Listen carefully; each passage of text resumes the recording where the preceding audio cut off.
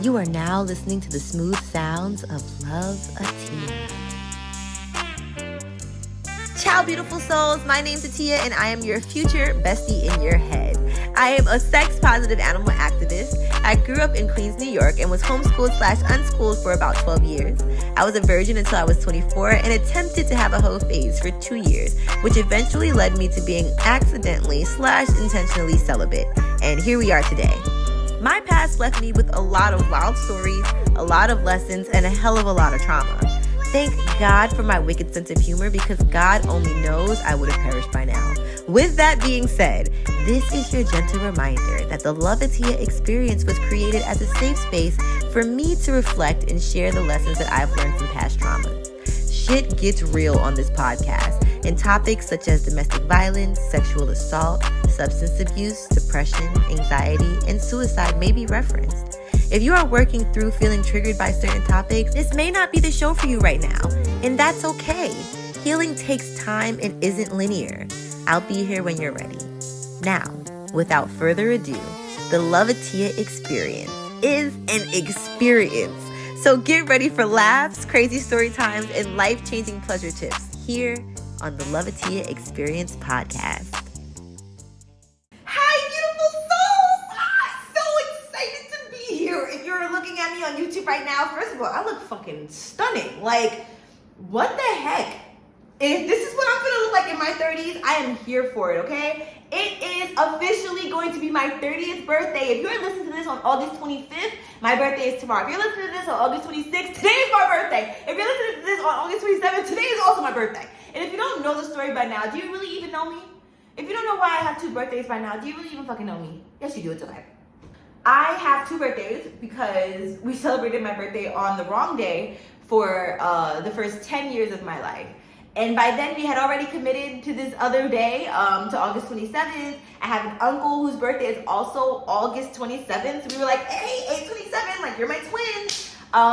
So we found out that my birthday was August 26th. My life got flipped turned upside down. It didn't, but it was really nice of a shift to be able to have 2 birthdays. So I celebrate my birthday on both days. Now, I have this secret rule in my head that if you wish me happy birthday on August 26th and August 27th, you genuinely love me, you genuinely know me, you genuinely care about me. And if you only pick one day, it shows me when we met in my life. Like, if you picked August 27th to wish me happy birthday, then you probably knew me when I was younger. And if you picked August 26th, you probably knew me on my second half of life. So, oh, here we go. Not with the fucking, here we goddamn go with the gas. But I already told y'all I've been having some gut issues. So any belches that you hear, it's a body. My body is a body, and we're just gonna fucking belch. Today's episode is all about being unapologetic. It's about sharing this great ass story that I have with you all. But I realized that there are some details that I simply cannot put out there. So what I'm going to do is I'm going to share part 1 and give y'all a brief, I'll give y'all as many details as I can without blowing up people's spots. But on Patreon, on the paid version of Patreon, you will get the official tea, full-on story from here on out. So what I'm gonna do is I'm gonna record this story. I'm gonna record this the entire way through, and then I'm gonna chop and screw it up to where we kind of cut out some of the beginning, we cut out some of the middle, and then we kind of answer some questions at the end, okay? And then anything that's missing, anything you're like, what the fuck is she talking about, will be on Patreon, all right? So that's how we're gonna do this. I wanna dive in, and then we're gonna talk about my 30th birthday, how it feels to be 29. I have, today right now is the 22nd, I think. Yes, I'm recording this podcast real close to the deadline, and that's okay. The 22nd, 23rd, 24th, 25th. Okay, so I will be 30 in 4 days. So I could have done that math very easily just now, but it's been a peaceful day, but a day that's taken some brain work. So, by the way, I have a special on my website, but that special expires on the 31st of August. Literally on the last day of August is when this special expires. So sign up. You can sign up on my website and you will get 20% off of hair and skincare products and freaking pleasure products, sex toys, all that. 20% off only until the 31st. So be sure to take advantage of that. All you have to do is just sign up for my email list. Now. Now this story is going to be super, super, super, super, super fun. I'm gonna give as many details as I can, and like I said, I will put the other details on Patreon. But before we start off, I do just want to give a trigger warning because the topic of sexual assault will be spoken about. I actually want to give y'all a little bit of a backstory before I dive into, like I said, the fun part of the story. Just let y'all understand where I was at when it came to my healing, when it came to my mindset about sex, and when it came to what I felt like I was ready for. So, in 2022, January of 2022, I had sex with 2 people in 1 week. Now, what I didn't realize until I want to say maybe last year, early last year, or maybe even the year before that, I didn't realize that the first sexual encounter that I had was sexual assault. And because it was done by a friend, it didn't even hit me when this friend assaulted me again for the second time that same year. It didn't hit me until I listened back to a recording of myself talking about the experience, and I was like, this is literally sexual assault. Like, I was literally unconscious, and so many things just started unraveling from there. And because I'm about to enter my 30th year of life, I had made this video around the anniversary of one of the times that I was sexually assaulted in 2022. But there's so much like overwhelming amounts of, I don't want to say the word shame, but that's the word that keeps coming out, that I feel like I'm still healing from. But what I'm really healing from is the anger, and even when it came time to like go and listen back to that episode, it's just really hard for me. So I haven't edited it or anything like that. So I'm gonna try again. I'm not gonna give as many details as I can, and you'll be able to find that episode on Patreon at some point. But I just want to give y'all a little bit of a backstory as to why I stopped having sex in the first place. So this is the timeline. 2022, January, I had sex with corn chips from the story about when I came to visit Mexico. Now, it sounds like, oh, I just decided to have sex with corn chips, but that's not the case at all. 2022, I was supposed to go to some concert with him. He was going to pay for the ticket. The concert ended up falling through. He still came to Georgia and was like, well, you know, I don't know if you still want to see me, but, you know, I mean, if you just wanted to see the concert, but, you know, I'll be here in Georgia. Regular fucking emotional manipulation shit. So, I'm gonna make sure that I like really stay in the moment and don't dissociate while I'm sharing this story. And I'm not gonna give, like I said, all the details. But what I will say is that when I went over there, it immediately started off with him trying to intoxicate me. It was liquor, it was weed. Ended up drinking that entire day. And then we went out, drank some more. I still had not eaten this entire time. I think I got some French fries. Continued to drink, was a hot mess. I literally see videos. I was so drunk by the time I got back in the car that I couldn't even sit up. So I remember I was laying down on him. And I remember he started fingering me in the car. And then, which like, I don't know. That to me is, although I used to do crazy shit like that back in the day, like when I was like 21, 22, adult me could not have been in my right mind to have let that happen when his cousin or his godbrother, whatever, and his girlfriend were literally right in the front seat. Anyways, I remember him trying to kiss me, and the kisses were so bad and so dry and so disconnected that I would constantly try to imagine that it was his friend. And if you remember the story about Mexico, you remember that I fucked around with his friend Chocolate. Now, I had liked Chocolate. I feel like things never came into fruition with Chocolate because of corn chips and his shit that he added, all of his messiness that he added into the situation. I felt like that inhibited me and Chocolate from really being able to be a thing. I'm sure it all worked out for the better. Me and Chocolate probably would have ended up having our own issues anyway. But at the time, I was still like deeply in this, oh my God, it could have been Chocolate thing. So I literally was like imagining it was Chocolate while I was making out with him. We get back to the house. I remember being starving and like creating a DoorDash account so that I could order some food. But I'm also sitting here thinking like, damn, he didn't provide any food for me. Like, what the fuck? Which is crazy because I wanted to mention that part because in this next part later on when I tell you about us having me and the guy that I had sex with this year in Mexico to end my celibacy, that we'll get back around. Just remember that this guy didn't give me any food. So, and of course not. Like, if you want the person to stay drunk that you're having sex with, you're not gonna feed them because the food's gonna soak up the liquor. I don't really remember when everybody left the room, but I remember it was like 3 or 4 people in the room with us, and then nobody was in the room with us. I remember that his roommate or somebody, no, his god brother or cousin's roommate had asked me not to have sex on the couch, and I was like, girl, you do not have to worry about that. And then I remember us making out on the floor again, and then he started taking off his clothes and he got naked. And then I was like, I don't want to have sex. And then he started going off and got really, really upset, really angry.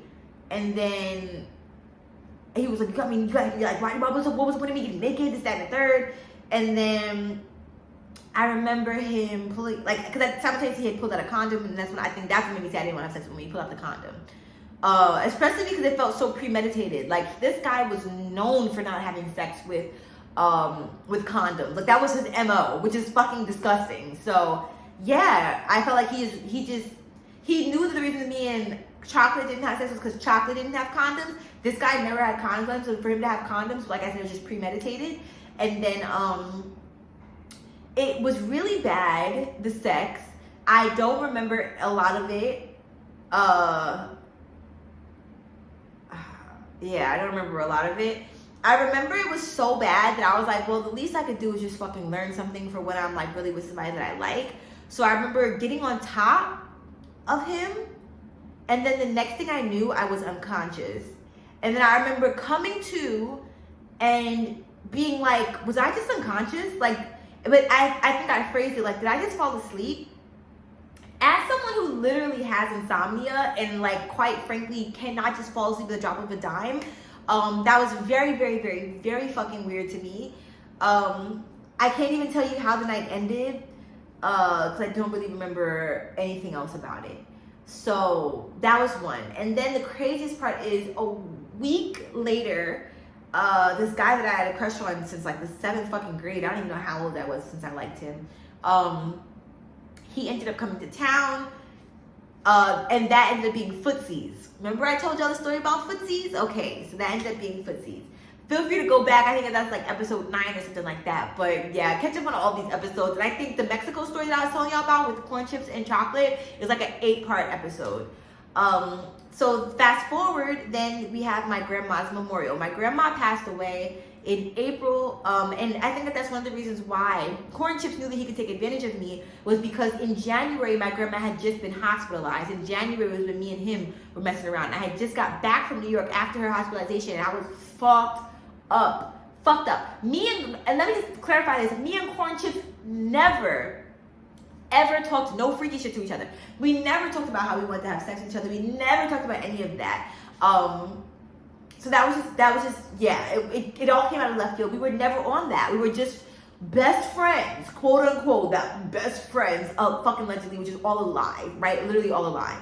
Fast forward, my grandma passes away in April, like I said, and we have her memorial in July. While preparing for her memorial, 5 minutes before her memorial, I was sexually assaulted by a stranger in the park. And that crashed my world. I felt like I wasn't able to mourn my grandma at all. I felt like I had to be and look extra okay for everybody. Half the people didn't even know that I had gone through that at the memorial. And like looking back at the pictures, I'm like, you would never know. You would never have known that I was extremely violated before the fucking celebration of life for my grandma. So then you have anger from that, right? I confided in Corn Chips about this sexual assault, and then had plans to go visit Corn Chips 1 month later in August to go celebrate my cousin's birthday in Savannah. I remember leading up to the trip to Savannah, I was still very depressed, very suicidal about this assault that I had been through. Mind you, I didn't recognize that I had been assaulted by this guy that I'm confiding in January. But I remember like saying how depressed I was, and Corn Chips being like, if if you're gonna bring this energy to Savannah, like you just don't come, like, or like if you do come, like I don't really want you to talk about it, like, you know, like I want you to just, you know, like be in the moment, don't talk about it. That should have been a red fucking flag there. At that moment, I remember being like, well, I'm not coming then. Like, you're not gonna tell me how to heal and how to grieve and all of this stuff, so I'm just simply not coming. But unfortunately, I ended up going, and it's crazy because my cat had a really bad stomach thing that day, like worse than ever before, and I felt like it was her trying to prevent me from leaving. And I knew that I wasn't in my right mind, because if I was in my right mind, I would have never left her in that state at all. So I have to actively forgive myself for that. I get to Savannah, and like I said, without giving any major graphic details, I will just say that there was one thing, and my mom told me this. I don't know when in life she told me this, but this was a very prominent thing that I want to share with you all, in case your moms haven't shared this with you, in case no one in your life has. Men will do certain things, maybe women do it too, but men will do and say certain things to see how you react, to test your level of gullibility, to test how gullible you are. So for instance, one time there's this guy I was talking to. He lived in Conyers and I lived in Buckhead, and he was like, he wanted to visit or whatever. He was like, but I don't have a car, and we had just met, and I was like, oh, it's okay if you don't have a car, but I thought it was kind of weird living in Georgia, living in Conyers and not having a car yet, and we were like in our late 20s, and so I was like, it's totally okay, like I can come pick you up, like it's fine, like we can hang out on your side of town, blah blah blah. And then he was like, nah, I'm just fucking with you, I have a car. Totally unnecessary, but it's just like he just wanted to see how much I would fall, like how much I would do, like, oh, and he got it right, like I volunteered to fucking go with him in the car, and I mean, like, drive to go see him. So when I went out with Corn Chips, we went out to eat. He paid for the food, and then we went out to the movies. He paid for the movies, I paid for the snacks. First thing that I did wrong. Second of all, when I wanted a pretzel, I said, ooh, I really want cinnamon, but I really want salt. And I was like, nah, I think I'm gonna get the salted one. So I'm like, hey, excuse me, can I please get a salted pretzel? And so she takes the salted pretzel, the girl at the counter takes it to the back to heat it up. And he was like, damn, if I were you, I would have picked the cinnamon one. And I was like, Mr. Krabs, like, I like asked, and I did ask him like which one he thought I should get. And so I started panicking. He was like, no, because that cinnamon one would really gonna hit. Like that one is just gonna be something different. He was like, but you don't go whatever you want to go with. And I literally yelled to the girl in the back and was like, excuse me, can I please have the cinnamon pretzel instead of the salted pretzel? So I feel like that was a tactic of manipulation, just to see, like, I was set on this one thing. He made the suggestion. He coerced and convinced me to get this other, like, guy to my mind. He didn't put my hands behind my back and, like, make me get the cinnamon pretzel. But what he did was be able to see how fast he would be able to change my mind. Maybe it doesn't seem that deep to some of y'all, but to me, it's very, very fucking clear. Ended up getting the cinnamon pretzel, and it was the most disgusting fucking shit I've ever had. I literally can taste it to this very day. Before I proceed with this story, there's one major detail that I want to make sure that I included. And it's somewhere in between January, when I was sexually assaulted by him, and like I said, didn't know that it was sexual assault at the time. In between that and August, of when I went to Savannah to go see him, we had a falling out. And the falling out was because he claimed he was going to see a friend, I think in like South Carolina, but was stopping in North Carolina first. That's about maybe 2 hours away from me, so where I was in Georgia. So he had told me to come stay in a hotel with him during his visit to North Carolina. And he claimed, because I said I didn't want to stay in a hotel with him because I didn't want to have sex. And I feel like when you go to a hotel with somebody, in their minds, they're going to want you to have sex. And he claimed and tried to convince me so hard that he didn't want to have sex, that I was tripping for even thinking that he would consider that, and that he simply just wanted to sit with me in a hotel room. I'm like, what are we going to do? Play patty cake? Like, no, I'm not going to go to that hotel room with you. Just straight up no. And he was just so utterly offended that I didn't trust him. Who would have known that that was my subconscious fully processing that first situation that we had in January was not consensual? And so that was me trying to protect myself, even though my frontal part of my brain didn't realize that that's what that was in January. I think that my brain and body was really trying to protect me in that moment of advocating for myself. So I say all that to say, when I saw him in August, this is coming off of us not speaking for a second because of this whole hotel conversation. Like I said, when he tried to convince me that, and really tried to like test my intelligence is what I felt like. I felt like he was trying to play with my intelligence. So I'm going to dive back into the story, but yeah. So when I came in August, it was very clear that I didn't want to have sex, which is why this next part of the story is always just so enraging to me, because the no already happened before I got there. All right, now let's proceed with the story. Got back to his house, got in bed, and he, just for lack of like graphic nature, I'll just give like 2 tidbits. He kept putting his penis in my hand, and I kept dropping it out of my hand because I did not want to touch his penis nor arouse him. And I had on a shirt, but I remember literally laying like this. And if you're listening, I have my arms severely crossed. I'm basically like hugging my own body. This man is at least 200 and something pounds in the army, fucking like muscles. And when he was actively prying my hand off of my body, trying to stimulate my nipples. It was so bad and so consistent. I said no at least 6 times, which is 6 times too many.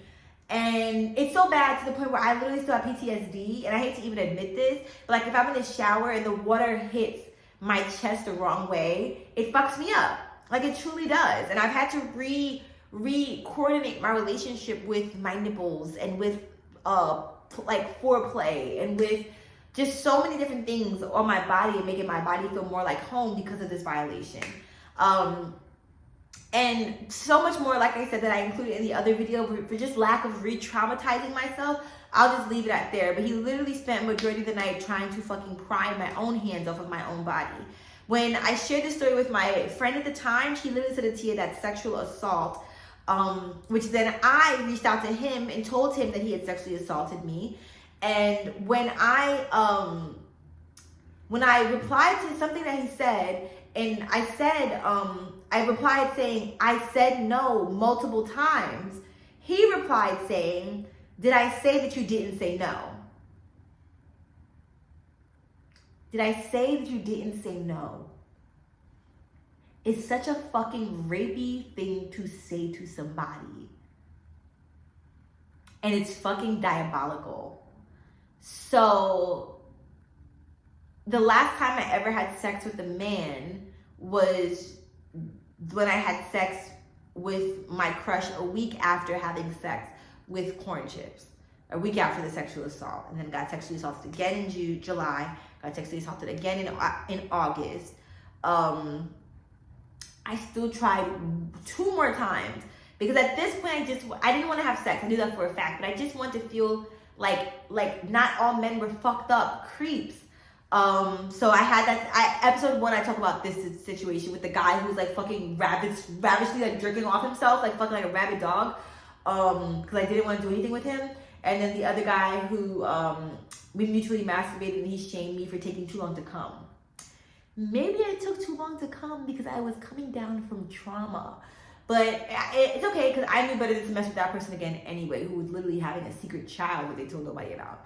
Oh, totally forgot to mention that Corn Chips is a dad. Corn Chips is a whole dad of a daughter on top of that. It's always them.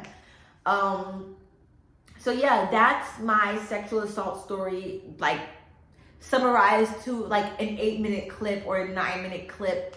Because I just like, I think that after you tell the story, like I've shared this story so many times with recording and not putting it out, that now that I've shared it, I guess I just feel strong.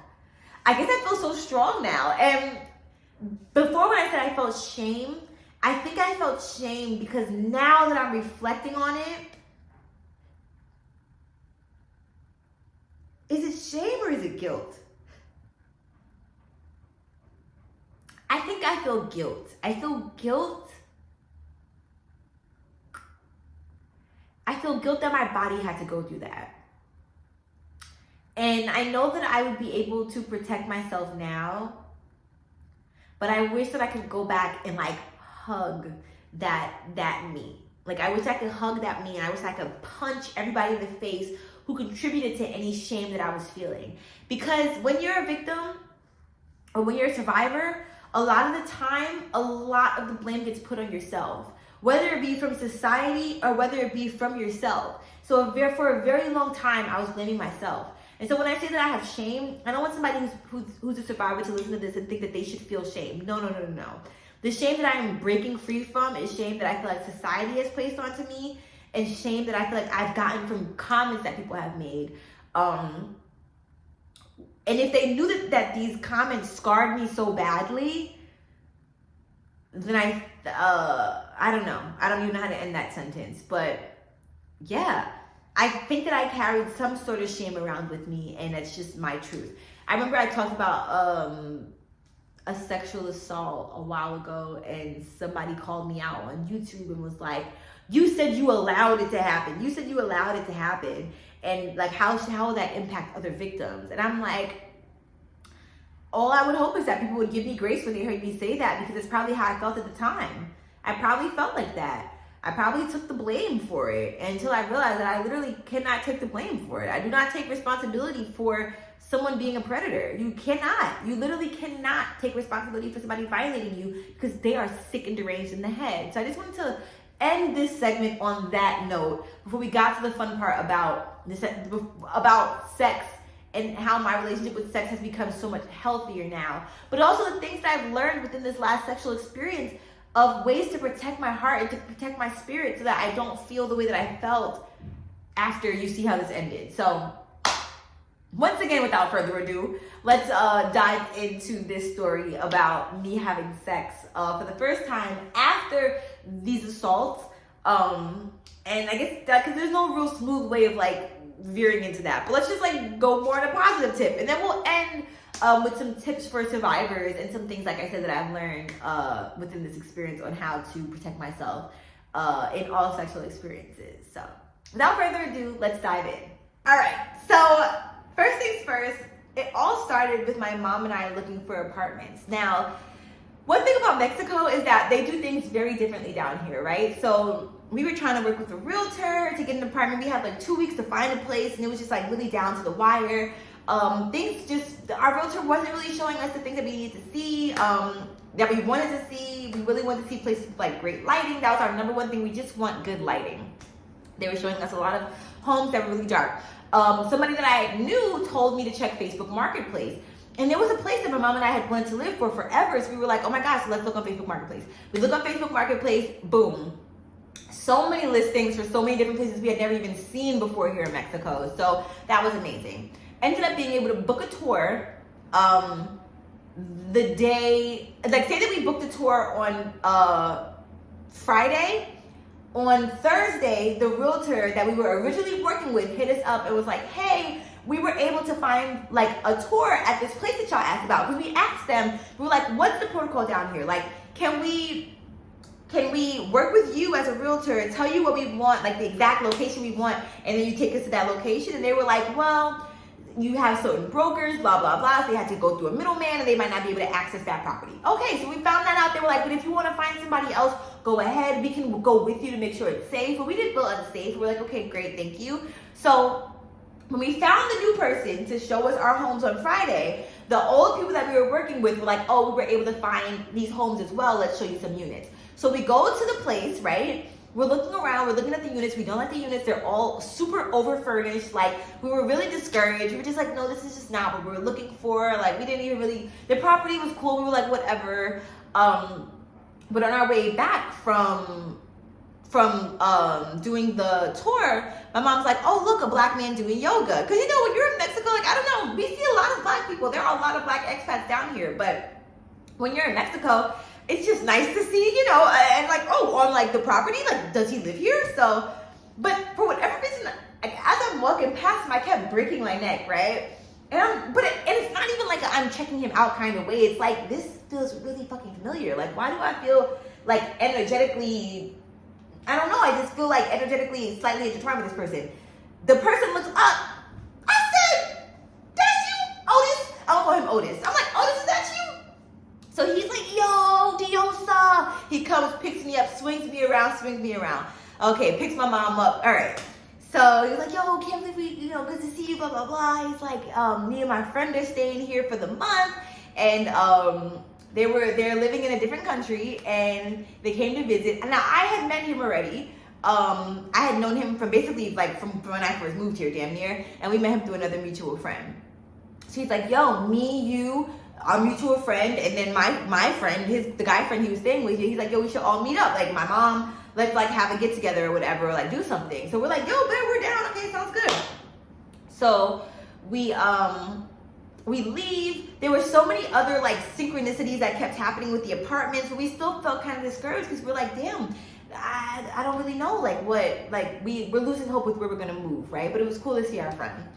So that next day, I get a random, so say that was like Wednesday, right? Or Tuesday. I get a random email from a very popular car company asking me if I want to audition.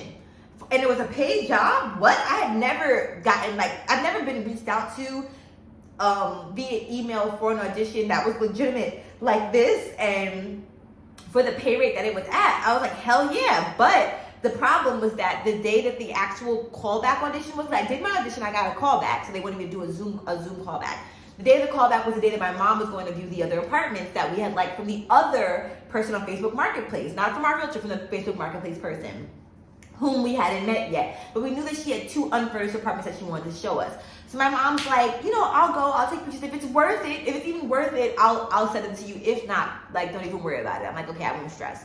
So lo and behold, I have my audition, and I'm itching to get out of there because I know for a fact that it's gonna be some great ass like apartments waiting for us, right? I really want to pull this down, y'all. I'm so sorry. Okay, thank you. It was fucking me up. Okay, so I was like, if you're watching this on YouTube, I just literally, or if you're not watching it on YouTube, I just adjusted my camera real quick because it was fucking my OCD. But yeah, so I ended up rushing out of the audition at the end. Like I finished it up. It was very interesting. The girl had given me the wrong direction. She's like, oh, act like you're driving. Like get a plate and act like you're driving. So I fucking get a plate and act like I'm driving. Then I get in front of the casting director and she's like, oh no, you're not driving. So now I look dumb and I have to recalibrate my mind this entire time. Anyways, I get out the audition about maybe 50 minutes later. I swear to everything I love, it was 50 minutes. And I asked them if I could change the date, if I could change the time. They were like, no, I couldn't do any of that. So yeah, I ended up missing the tour. But I see a text from my mom and she's like, yo, these apartments are stunning, Atiya. Like, you have to see them. So I'm literally running down the block trying to catch a cab. This is me. I just spit a little bit. And then I'm like, am I still drilling? I ended up running, a cab came. I was like praying to the ancestors that a cab would come. I get in the cab. And as we're pulling up, I see this guy. Now, I'm going to speak about this experience as if I don't know how it ends, so that we can ride the wave of euphoria with me until there's a gigantic crash, okay? So let's just ride the wave together. So this is how I pictured it in my mind. So I'm pulling up to the apartment complex, and I see this man running in slow motion, his hair bouncing in the wind, just tall, just looking scrumptious. So I'm like, oh my gosh. Is that who I think it is? Like, I had seen his pictures before. To be completely honest with you, I didn't feel like Instagram really did him justice based on what I was seeing in person. Because normally, like, I didn't consider him to be my type or anything, but he just seemed like a cool guy. But then when I saw him, I was like, oh, he's a little bit more than a cool guy. So I ended up missing him though, because I had to get changed from the cab driver, and the cab driver wasn't really moving all that quickly. So I'm like, okay, I'm sorry, y'all. I just need you to see how my OCD works. Like, it will be the littlest thing that will distract me. Okay, so I ended up being like, damn, it's okay. Like, if it's meant to be, I'll see him whenever the fuck Otis reaches out and it's like, hey, let's hang out. Because he still hadn't done that yet, and it had been like 3 days had passed. As I'm walking up out of the cab, I blink, I open my eyes and look up, and there my mom is standing right there with him in their glory, and she's just standing there looking all cute with her hat and her fly ass outfit on. So apparently she had been like, oh, hey, are you so and so? Fuck, what am I gonna call him? Okay, so I was trying to figure out what nickname I wanted to give to him, And I think that the nickname is either, it's gotta be Scab. It's gotta be Scab. And only I know why it's Scab, but I feel like it's mad funny if his nickname is Scab. So we're gonna call him Scab. And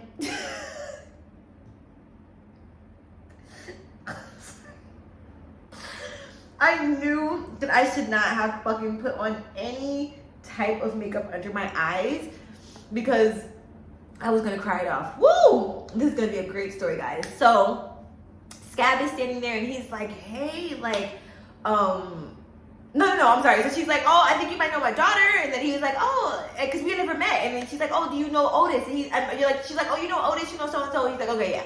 So I come up, I'm like, hey, I'm Atiya. And then give him a hug. He's like maybe, I want to say 6'3", if I'm not mistaken.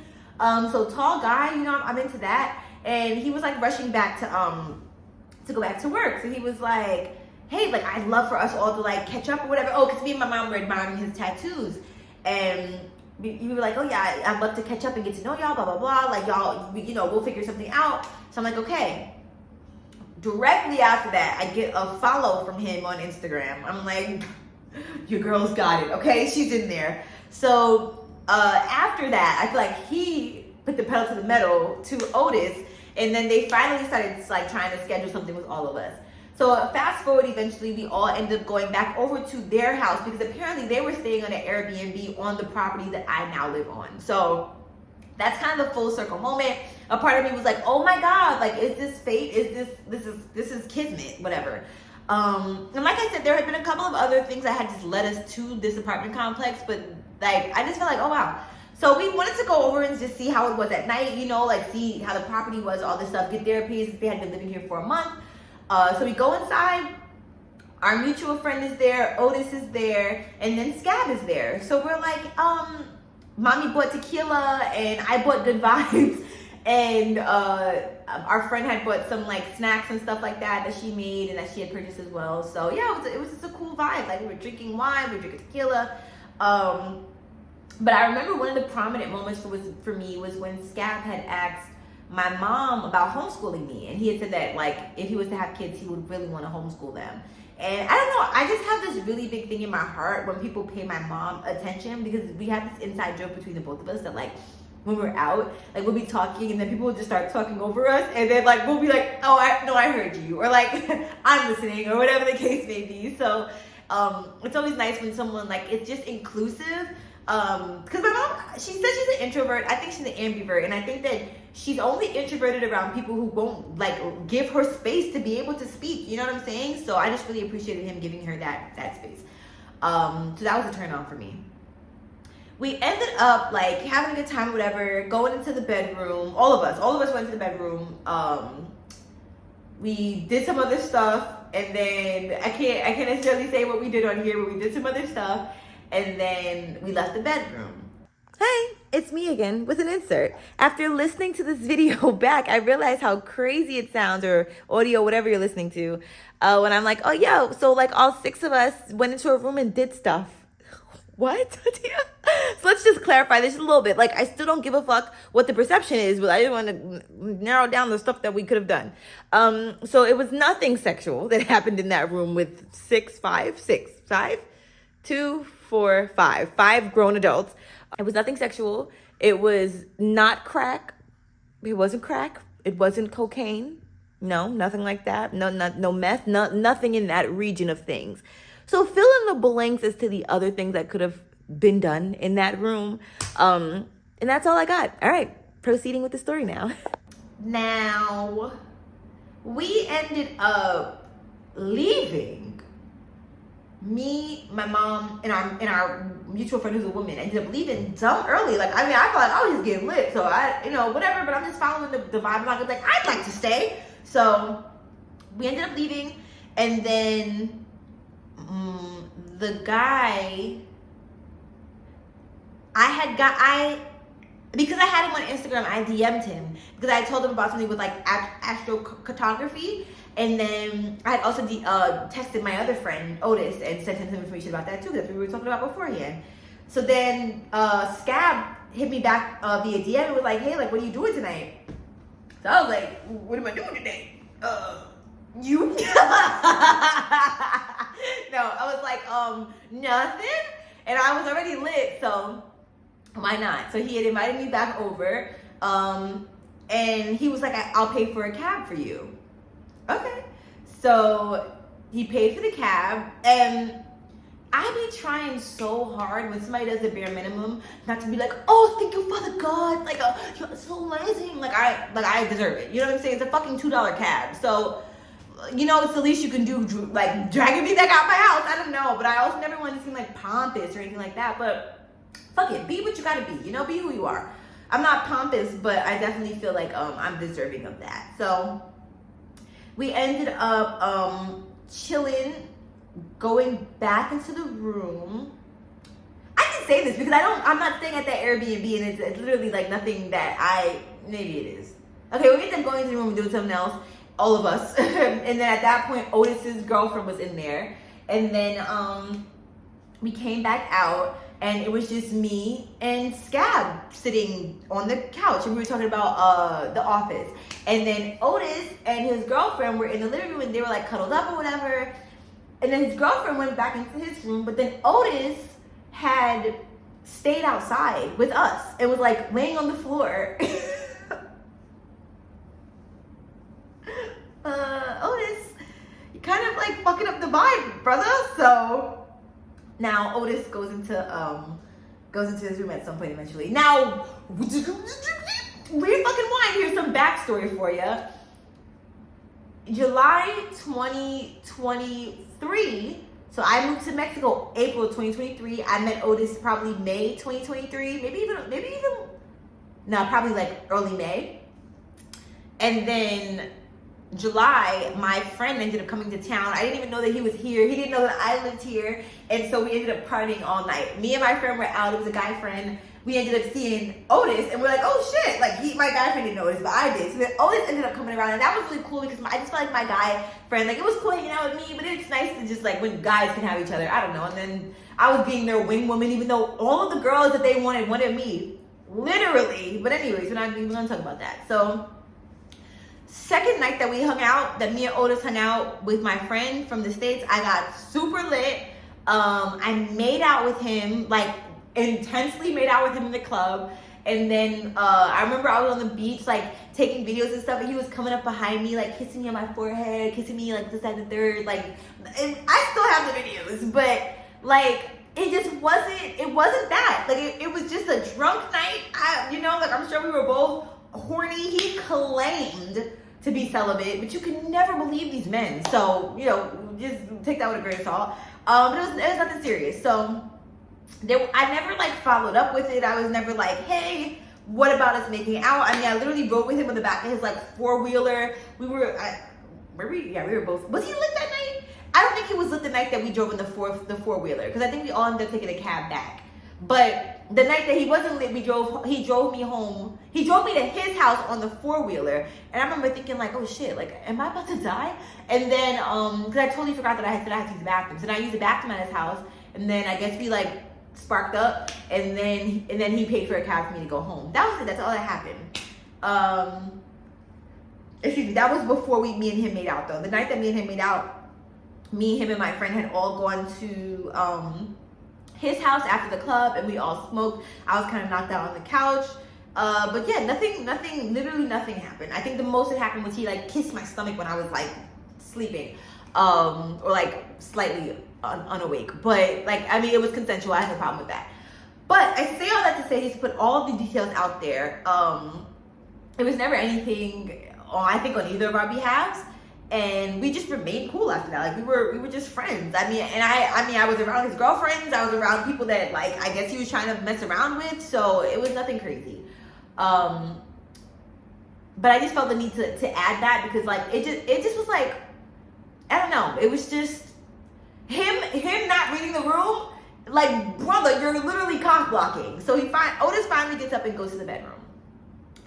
So then, like I said, me and Scab were talking about The Office, and we're giving each other like trivia and all this stuff. It was real cute. And he's like, you want to go in my room? I'm like, okay. So we go in the room. Now, right before this, like a couple of days before this, I had told my mom, I'm like, I'm not pressed. Like, I'm not pressed to try to make it to the third year of celibacy. This is not like my virginity to where I was like, Even with my virginity or with the first time I had sex, I wasn't pressed about like quote unquote losing it. I literally just wanted to make sure that I had a good experience with somebody that I loved and that I trusted, and so that person served their purpose. But in this situation, I had been recovering from a lot of things, right? So the reason why I was celibate is, first of all, I was trying to be hypersexual, and the universe literally was stopping me from that. So the people that I wanted to have sex with actively were not getting tested. And mind you, I told y'all, I'm very, very, very much so gay. So when it comes to me liking men, it's very rare. So if I do like a man and I do like them enough to want to have sex with them, it's like, all right, let's get the ball rolling, because this attraction can wane very, very quickly. So now, let me just say that learn from me, these people not wanting to get tested was like such a helpful barricade, because looking back at them, I'm like, how on earth did I ever think that I would have sex with you? Like, how did I ever think that I could share my body with you?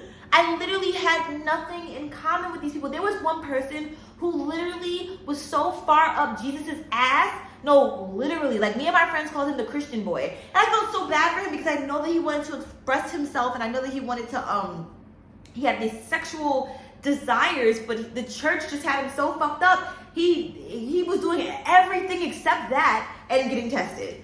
So yeah, I just feel like that is one thing that I'm definitely staying strong on now is the testing thing, because really, like, it teaches you a lot. I remember this other person said something like, oh yeah, like how do you ask your partners to get tested? This was a guy that I had a crush on.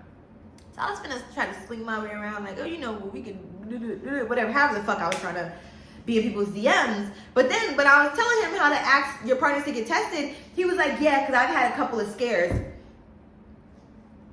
A couple? How many do you mean by a couple? I'm grateful that he confided in me, but goddamn, like, what is a couple of scares? And it's the way that he said it made it seem like it wasn't just scares. Like, it was, I don't know, a couple of pauses for recovery. And this is no shaming to anyone who ever gets just an STD or an STI. It doesn't make you dirty. I think that there are a group of people out there who are very irresponsible, like intentionally irresponsible, but there are a whole bunch of, like, an even larger group of people who do everything that they can to protect themselves, and their partner lied to them, their partner's cheating on them, their partner never got tested, and their partner faked the results. There's an array of ways that people can be so careful and still contract an STI. So I just wanted to like clear that up. I think it was just because the person that I was talking to, or the person that said this, like, I don't know, it's just something else. Anyways, so that's like just a side note for anybody out there listening. Like, if you want to have sex with somebody, ask them to get tested and wait for the results. Because even in this situation, you'll see that we did have the talk, but it wasn't the way that I normally would want it to go. So where are we? So we're laying in the bed, and I had already done a tattoo twirl on his arm, and I remember because he had tattoos all over. And I remember he had this one tattoo, and I knew what the tattoo was. Like, it was a Dinka symbol from Ghana. And he was like, oh, like, how do you know that this is that? And I'm like, oh, well, my mom makes jewelry with this, so she put me on, blah, blah, blah. Okay. So I guess he thought that I was like super elite because I knew about what this symbol was. So he's like, oh, let me look at your tattoos, right? So he's looking at my tattoos. He's going down my arm. He's like, oh, this is beautiful. Oh, wow, the butterfly. He's like, and why could he not remember what the fuck a dragonfly was called? That's not a red flag to anybody else. Y'all don't think that's a little bit crazy, like, to not know what a dragonfly is, especially considering that you consider yourself to be like this really like earthy, like, oh goddess, oh diosa kind of guy, like borderline hotep if you're asking me. So I don't know, I just thought it was weird. And I also think that that's a sign from my ancestors, because dragonflies definitely represent like protection and abundance and like luck and all this stuff to me. So for you not to know what a dragonfly is, I'm like, sus.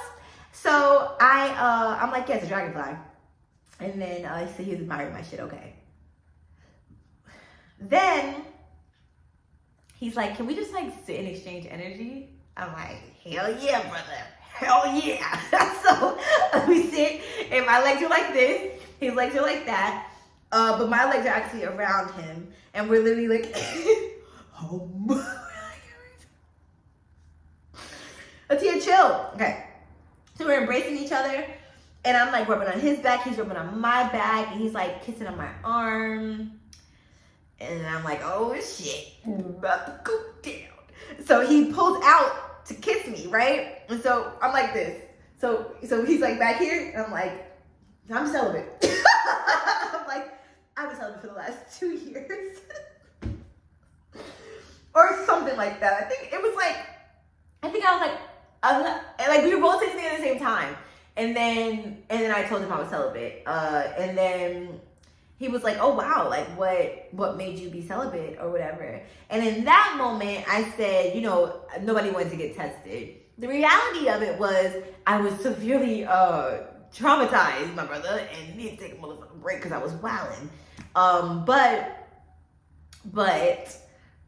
when I say I was wilding, I mean the wilding happened after the assault. Like me trying to go to that guy's house, me going to that other guy's house, like that was me wilding because I really needed to just stay to myself and stop trying to distract myself because I was very much so very, very angry and rageful at men at that time. So I needed to focus on myself. And I just kept getting re-hurt.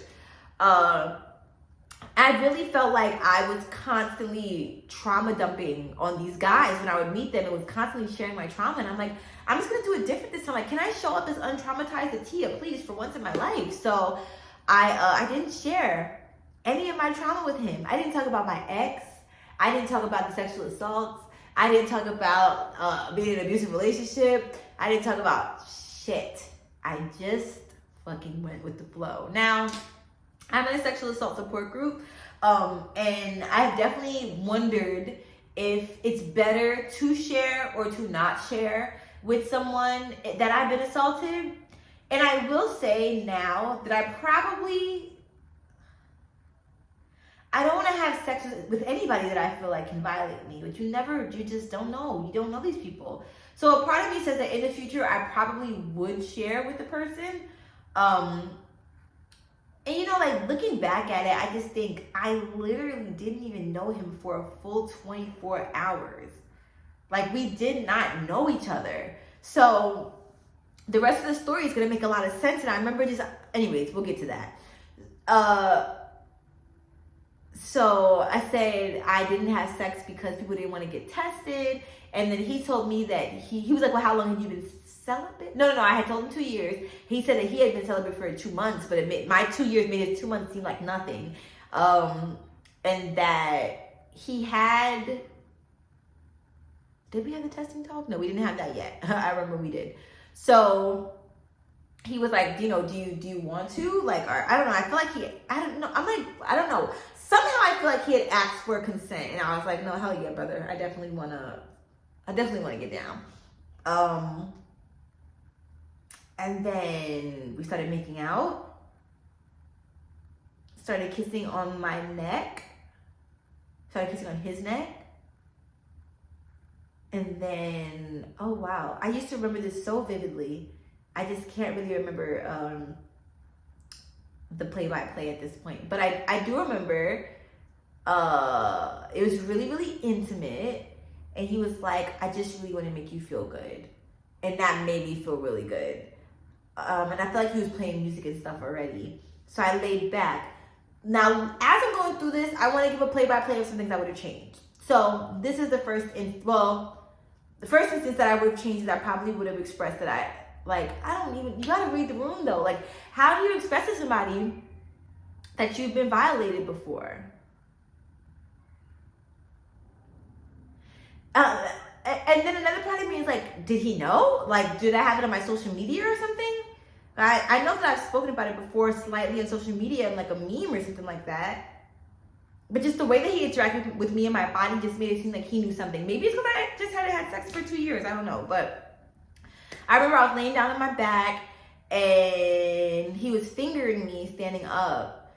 And I felt like he had just put a towel down underneath me. And he was like, yeah, I really want to focus on you. And that turned me on so much that I was like, give me the dick! I was like, give it to me!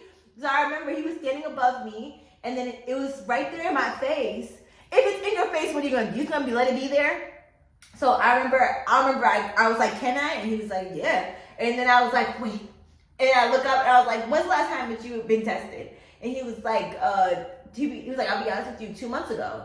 And then I was like, okay. I did the math in my head. I was like, beep, boop, beep, beep, boop, beep. Okay. Oh, the math kind of math. And then I remember he was like, I think I asked him, like, did they come back clean or whatever? And then he was like, yeah, like, I've never had a pregnancy scare. I've never had, like, an STD scare. Like, whatever. Like, I always use protection. And so I was like, that's enough. That's all I need to know. And then went to town. Now, rule number 2 that I've come up with myself with is I'm not giving head anymore. I'm not giving head until we're fucking boyfriend and girlfriend or we're something. Because first of all, no one deserves this.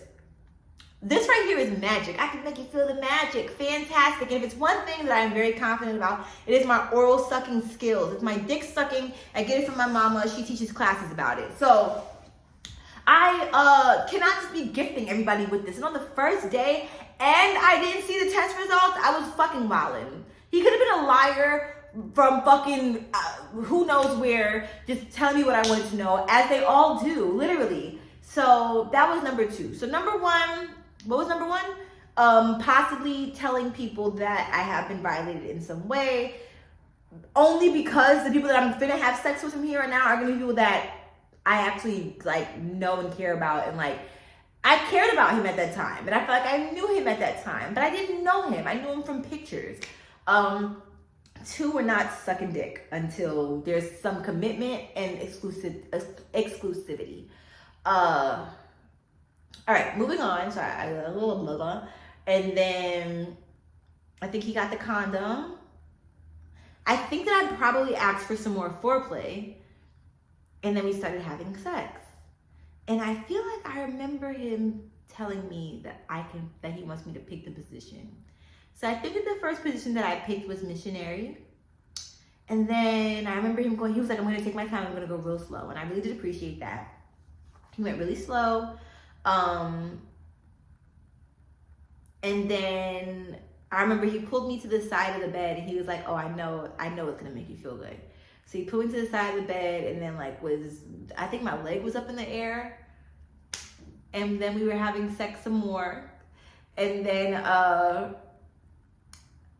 I felt a piece of pain happen or a piece of discomfort happen. And I think that in that moment, I like immediately dissociated, which is probably why I can't necessarily remember all of this so well right now. But I remember like shortly after that, he checked in on me and he was like, you doing okay? Like, do you like this? And I was like, yeah. And then he was like, are you sure? And I was like, yeah. And then he was like, you promise? And I was like, all right, no, that didn't feel good. And so number 3 of things that I would change is that I wouldn't even require him to ask me that 3 times. And I'm so grateful that I had a partner in these moments to ask me and to check in on me and to feel my body and to, I guess, feel my energy. Because some guys really don't care. But in the future, I definitely would advocate for myself more quickly. So that's probably something really big for me. Like I definitely would speak up, and then also remember that when I speak up, if the person tells me to take it, if I tell them that it hurts and they're like, just take it or push through or don't stop or whatever because it feels good to them, to immediately get up and pack my shit and go. And I think that I was probably just scared of that, which is why I I was like, it doesn't hurt that bad. It's not supposed to hurt. It's not supposed to hurt. It's not supposed to feel uncomfortable. Especially if enough foreplay is there. I just refuse to believe that sex should be uncomfortable. So yeah. And for me, I really do think that I have tight pelvic floor muscles. So I don't know if this happens to anybody else, but it will feel like a suction. It's almost like not a prolapse, but it's like there's if there was like those period discs, and then somebody like pounding that disc but creating a suction. I can't even describe it because I need to figure it out so I can talk to an OBGYN about it. But if anybody's experienced this, let me know how you describe it. But it just feels like it's just hitting the wrong part of my body. So I was like, I think I just need a second. So we took a second. He's like, yeah, I probably need a second too. I'm like, okay, bet. So we took a little intermission, we laid down, we talked for a second, and I don't remember who suggested this. I feel like it was him. I wonder if I documented this. I think I wrote it in my diary, so I probably have like a play-by-play. I'll read it to y'all on Patreon. But I remember he suggested that we take a deep breath, like that we take some breath. Or maybe, no, I think I said that. I said, I just need to breathe. So I took some deep breaths, and he was like, yeah, I probably do too. So he took some deep breaths, and then we laid down, and then we talked, had a little mini intermission, and then we got back into it. So that was cool.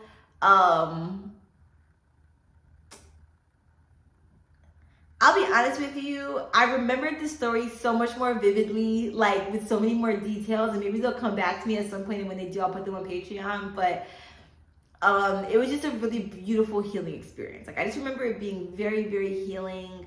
We tried a lot of different positions, like a lot of different positions. And I remember at the end, he asked me like what my favorite position was. And it's like that side to side, like back to front side huddle thing. I love that. That always feels really good for me. So that was really cool. Oh, another major thing. I think this was night 2 though, so I'll save it for night 2. But no, I'll tell y'all now. He had asked if we could do back shots. Now, if you know me, you know that I absolutely fucking hate back shots. I think they are so painful, and I think that the most pain that I've experienced with my partners has been in back shots. The most sexual trauma I've experienced with my partners has been in back shots. Yeah. Side note, what's really crazy is that there's this one image that I have in my mind of me and my ex, and I remember my first lesbian partner had asked me if I'd ever been sexually violated by my ex. She didn't ask me like that though. She asked me if there had been times when I had sex with my ex when I didn't want to have sex, and I said yes. But there's this one vivid memory that I have not even told my therapist about. And I'm like, yo, if I tell my therapist about this, is gonna unlock so much shit in my world that I really don't know if I feel like I'm ready to face. But just on the topic of back shots, just like slightly touching on it, it just reminded me of that. And I think I mentioned this maybe in another video, but I also just think it's so weird that I don't remember a lot of the sexual experiences that I've had with my ex. Like, considering we were in a relationship for so long and that I like shared my virginity with him, you would just think that I remembered more. There's no smooth way of transitioning from that last topic regarding my ex to talking about scab. So this is the transition. We're about to go from what we were just talking about my ex back to my healing experience that I had sexually with scab. Just in honor of back shots, he had asked me if I was down to do doggy. And I was like, he probably just sensed some hesitancy. He was like, I'm gonna go really slow. So he said, I want you to guide it in. So I get into position, I arch my back, and he was like, you look so sexy right now. Like, no doubt about that. He's like, but if you could just bring your body like this. Then he put my body in the position he wanted my body to be in. And then he gave me, his remote, and I like slowly put it in me, and then put more and more in me, and then more and more in me, and then more and more in me. And I was so proud of myself. Like, they actually felt good, and I was actually enjoying it, and I could see why people liked it, and I didn't feel like he was violating me, and the pace that he was going was really good, and like, it felt more like making love than it did like being fucked, and I hate the feeling of being fucked. It just feels like a violating feeling. So that was like really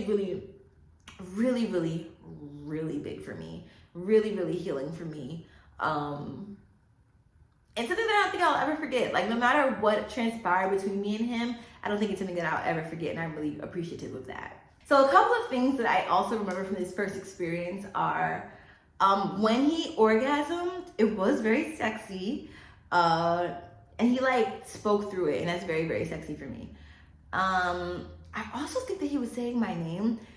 Red flag number fucking 552, because I think he kept saying my name wrong. He'd be like, Aitia. Like, I can't figure it out, but he wasn't, or like Atia.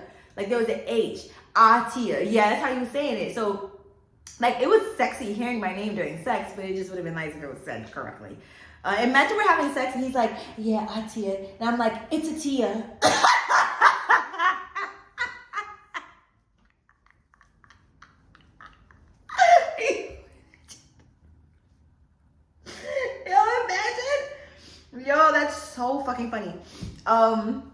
Okay, so that was a thing, but I did appreciate that when he orgasmed, I don't think that he came, like, okay, so he had a condom on, but I don't think that he came inside of me. So I was really grateful for that aspect of things.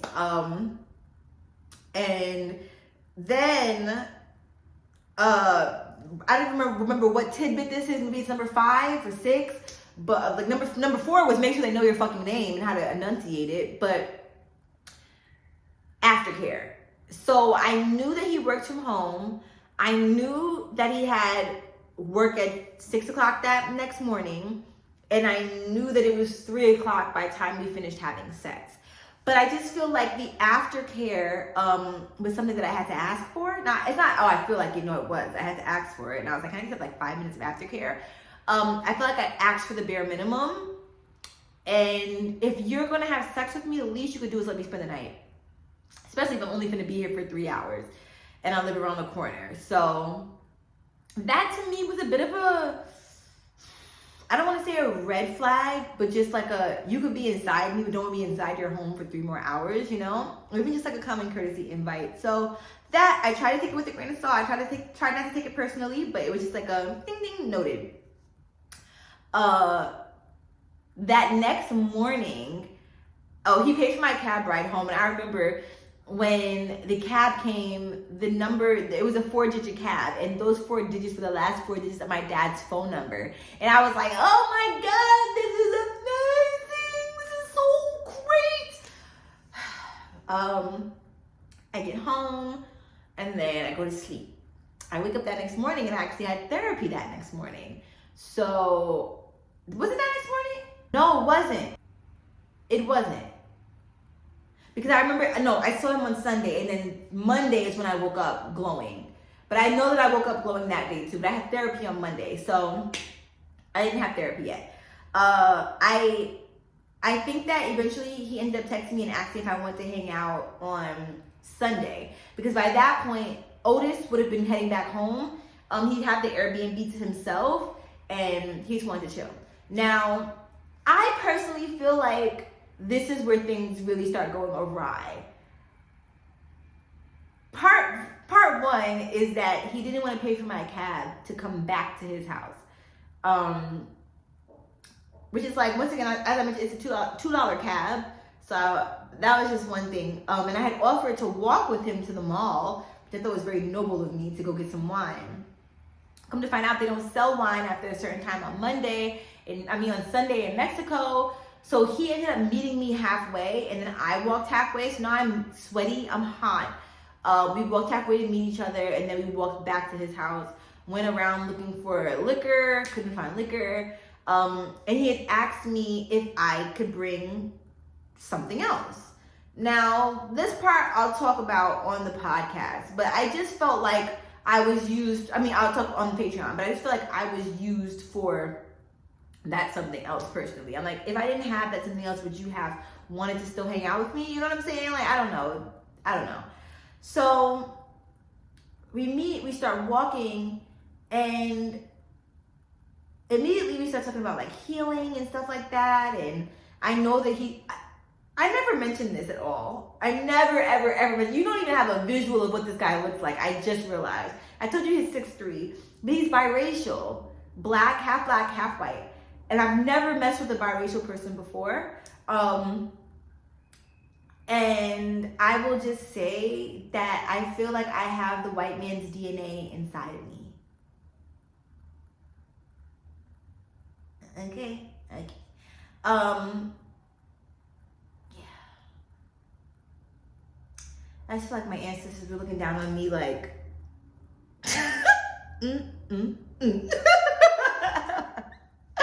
Okay, let me be fucking for real. I was being fucking for real.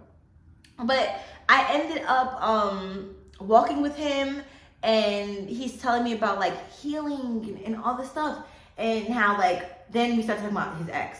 Now, I told y'all I didn't talk about my ex on that first day, and I was very proud of myself. All we said to each other was how long we had been in relationships for. I said I had been in a relationship with my ex from X, Y to Z, and I had a lesbian situationship for 2 months. That felt like a relationship. He said he had a high school sweetheart for 3 years, And then he had this last girlfriend for 5 years. I said, okay, brother, so, all right. But a 5-year relationship, that, like, I'm still fucked up from my, like, 2.5, 3-year shit. So, you can only imagine what state he's in. But yeah, this is the part that I'll share on Patreon. I'm not going to get in depth to the story, but all I'll say is that he talked about his ex for at least, say that we were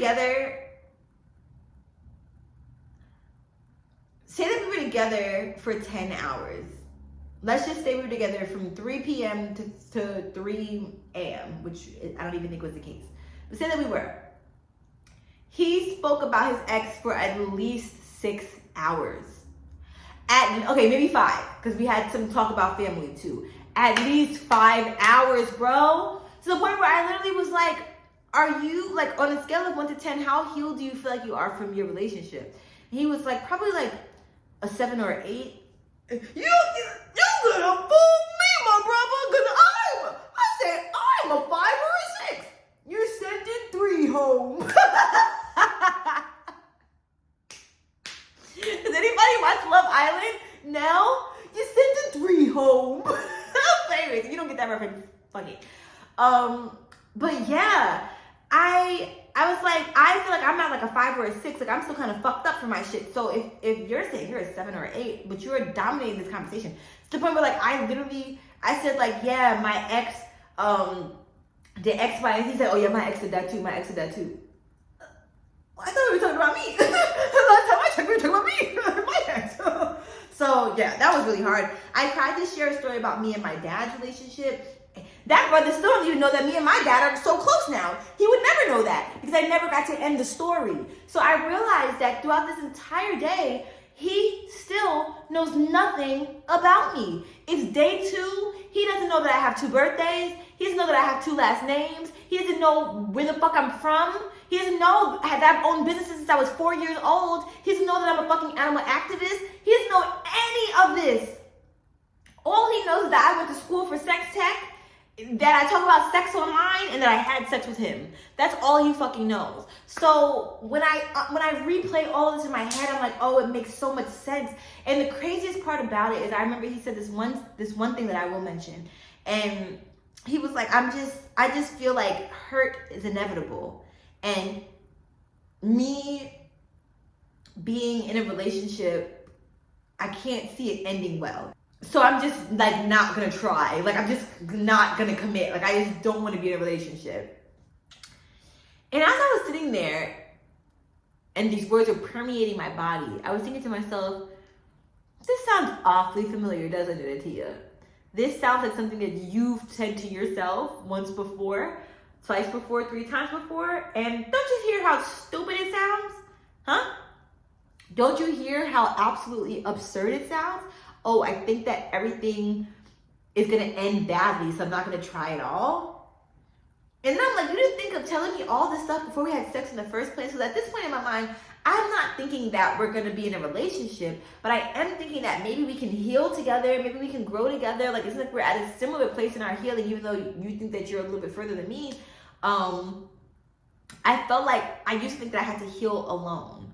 And I felt like meeting him taught me, no, you can heal with somebody without re-wounding each other. And I felt like every fear, he was talking from such places of fear, and every fear that I heard I could relate to, but hearing it from somebody else, it just didn't make sense. Like, it just didn't sound right. It didn't sound like that even needs to be in my mind. So I think that one of the reasons why I met him was because he was a great reflection of me. And the craziest part about it is, like, my heart chakra was really, really open, y'all. Like, me and him did a lot of eye gazing when we were having sex, and I love eye gazing, like a lot of eye gazing. I forgot to mention that the first time that we had sex, I did cry a little bit. Like, I literally remember I was like crying. I was like, no, like, don't even worry about it. Like, don't even, I didn't know what I said. I was like, don't even, like, I was like, I'm not crying or something like that. He was like, it's okay, I get it, or something like that. I don't know. I feel like he knew that I was crying. It wasn't a heart cry though. It was like a release from my body. It wasn't like an emotional cry. It was like I don't know. I can't even describe what it was, but it was a tear. it was very much so an emotional cry. After reflecting on it, it was an emotional cry and it was an emotional release because my body was probably so grateful. The energy was healing, and I'm not about to try to downplay it just because of how it ended. And it wasn't a tear because of pain or anything like that. I think it was, I don't even know. It was like my body just going through a reset or something. But I forgot where I was going with that, but I know that my point is, I felt like, I was able to see, like, even on Instagram, I would open up my Instagram after I met him, and I would see people on my timeline. I was like, oh my God, this girl looks just like me. Like, I could see myself in other people. As everybody was a reflection of me. The sky just looked so much brighter. The trees looked so much greener. The butterflies looked so much just more colorful. It was just this form of euphoria. I don't know if I just had a boost of dopamine. Is that what makes you feel good? Like, I had a boost of dopamine, but it's that feeling that you feel when you microdose on shrooms. Like, that's how I felt the day after I had sex. Like, I just felt like I was just, like, I had opened up this part of my heart that I didn't know was possible. But then I'm with this other guy, and he's like fucked up by the idea of love and opening his heart and letting people in. And as much as he said he was so scared to let people in, he was letting me in. He was literally letting me in. And I was able to challenge certain things that people probably wouldn't have challenged him with otherwise, which then made him really work through certain things verbally. I do remember there was a time where he told me that his mom had seen a picture of me, and I was like, oh, who's that? And she like seemed kind of excited about the fact that like he was with another girl. But then he told me, he was like, no, I told her like, no, ma, it's not like that. Like, you know, I mean, I'm not dating right now. And I'm getting to know somebody else back in this other country as well that he travels to and lives in. But I'm just like, when he said that, I tried so hard not to cry or feel a way about it, but I just feel like my heart was just in between. Like, on day one, my heart was ready to let him in, and then on day two, or during our second experience, just seemed like there was just so much. I feel like my inner child got to see his inner child, and I feel like our inner children spent that second day together. And I could just see the terrified little boy he was inside himself. And I could see the terrified little girl that I was. And I could see why the universe put us together. But yeah, like I said, I'll talk about that second half, like the conversations and stuff on Patreon. And more about like his ex and stuff and how that night went down. But I will say that I thought it was really cool that me and his dad had the same name. Me and his dad did not have the same name. Our dads had the same name. I might clarify this at some point, but I did also want to like really emphasize and harp on the fact that this experience was so special to me because my inner child was so happy and she felt so safe and so healed. And she doesn't feel that way around a lot of men. And you know, because I've dealt with sociopaths in the past, I don't think that that's what this was. I just think that he was like, oof, just really like, I just think that some relationships really jack you up, same way that like my relationship really had me fucked up.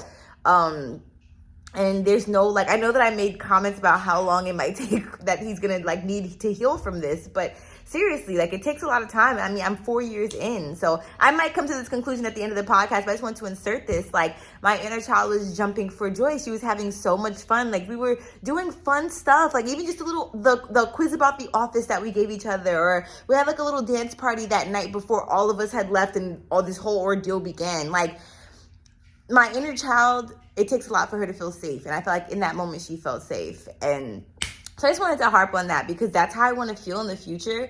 And just because the situation, which you will see in a second, concluded the way it concluded, doesn't mean that I can't appreciate things like my inner child being awakened and so grateful and feeling so safe. So yeah, now back to the story. Like, it was certain things that I felt like, okay, universe, like, is this a sign? Like, is this, you know what I'm saying? It was certain things that I felt like made it feel kismet. And I told him in real life, like his sex was really, really healing for me. I didn't explain why or how. I just told him, like, I just needed him to know that his sex was really, really healing for me. If you see me scratching my nose, it's just because my cat has been sitting on this bed, which I really don't appreciate because her hair is all over the place. But yeah, I'm really grateful for the healing aspect of the sex. So we ended up having sex again that second night. But one more insert. I'm such a great person because I really was like, I didn't like, he kept talking about how people in the past had used him for sex. And I didn't want that to feel like that was what was happening, because it wasn't. Like, I was there for the companionship and for the camaraderie. I wasn't there to talk about exes for 6 hours. So when that concluded, I'm like, all right, time for the next part of the night. You know, he got in the shower and then he said he had to pack. But then he was like, well, I don't really want to pack. It was like maybe 11 o'clock at night at that point. And like I said, I got there around 3 or 4, so I had been there for a while. But because I'm so sweet, so kind, and so responsible, instead of saying, give me the dick, give it to me, I was like, no, you should pack. And I sat in the room with him and was emotionally supportive for him while he packed. I don't even remember how long it took. But yeah, like, I mean, I'm just saying, I just felt like I was being a really good person by not being like, yeah, satisfy me first, and then you can get to your responsibilities and handle it in the morning. But these are like little things that I feel like guys don't really pay attention to. They don't really care about it. They don't care about the consideration. But then they have this whole narrative of like, oh, people used to use me for sex. And then I'm here to try to like help you focus on the task that you need to focus on, which is packing. And maybe I'm asking for too much of a cookie. Maybe I just want a cookie. I think that's what it is. I just want a cookie. I want a cookie for being a great stand-up citizen and not being like, dick me down. This time, I put on lingerie. I had asked him what his favorite color was. And then I put on lingerie and I said, I low-key don't even want to say what I did because just in case like I end up doing this to somebody else. Like, cause I didn't waste it. But I just don't feel like, I feel like it could have been appreciated by more people. I'm just saying. So I said, text me on WhatsApp when, like, I'm gonna send you a heart. And when I send you a heart, it means I'm ready to come in and I want you to play this song. And it was a Tank song. And so I remember I changed, I got freshened up. I went, I sent him the heart and I'm waiting outside the door, right? And I'm listening and I'm like, I can't hear the song. I can't hear the song. And I'm like really trying to listen to it. And I literally come in the door like this. And I like fumble inside. This is how I wanted to set up. I wanted to lean on the door and then like saunter in real slow and like look up slow. And look up slow like this. No, I need you to watch this episode on YouTube. If you're not watching this episode on YouTube, you're not getting the full scoop of things. So yeah, I ended up doing that, and then I feel like I gave him head for like 2 hours. You gotta be real careful with these people that be like, yeah, I practice semen retention, because boy do you. And don't fucking try to come on here talk about, oh, if she gave you head for 2 hours, she ain't no good. Stop that. Because he practices semen retention. So I believe that is the real reason why it took so long. And I was really grateful because I remember thinking like, I hope he doesn't come because I need to get mine too. You know what I'm saying? This is not a show. This is not a game. I want mine. It's been 2 years. He did give me oral, and it did feel good. I did feel like he knew what he was doing. That was cool. One thing that I do think that I kind of ignored was I had asked him if I could get on top. And I feel like he just straight up ignored my request. And then he had me switch into a different position. And then later on, I was like, can I get on top? And he was like, yeah. Maybe it's just not his favorite thing to do. But I love to like I said, I just wanted to practice sometimes. So this time I was fully conscious. I wasn't drunk, which was cool. Because I did actually have a rule. Remember my rule from before? My rule from before was I'm not having sex with anybody when I'm drunk unless I decide that I want to have sex with them before I got drunk. So the night that I had sex with him, with the scab, I had decided that I wanted to have sex with him before I got drunk. Like I was very much so turned on by him. So that wasn't a problem. Now you may be wondering why I called him scab, and I'll get back to the sex in a second. But when we were sitting down that Sunday and we were on the couch and we were like telling a story, I was telling a story, and he literally, I told you he has like a lot of hair, right? So we're sitting there, he's literally like playing in his hair, and then he's like this, and I'm like, I'm literally, I told you I was sharing a story, probably about my dad, because I never fucking finished the story. And he literally says, I lost a scab and I can't find it. Fucking disgusting. Like, why would you say that to me when I'm about to literally suck your dick? Like, why would you talk about your scabs on your head? Like, why do you even have scab head? Why do you have scab head? Oh my God, like, what is that? Why would you say that to somebody in front of the person that you're trying to get to know? Well, not really trying to get to know because you don't know anything about me. Ay, Dios mío. So, that was that. Back to the sex. I got on top. That was alright. And then he was like, let's try reverse cowgirl. So we tried that, and that was really fun. I did make him come that way. Once again, I don't think that he came inside of me. He did start speaking in positive affirmations, though. Did he start talking in tongues at one point? I know he did start saying positive affirmations after he came. And I think he also started singing at one point. Whenever I give head, people always start singing. I don't know what that is. Maybe because my playlist is so elite. But there was that. Like, that's really a thing. Like, that really is a thing. Even when people come fast, it's a thing. They sing. But I don't have to prove myself. If I'm bad at sucking dick, great. Because I don't like men. So it's actually a pleasure. I actually hope that I'm really bad at sucking dick. I hope that I'm the fucking worst. That I really do. Because you know what I'm fucking good at? Licking a clit. I love that shit. Give it to me. Put it in my mouth. I want 14 of them right now. Give them to me. Because I really don't care if I actually really hope I hope that I'm bad. I hope that somebody DMs me and says, Tia, you were horrible at sucking dick. I'll be like,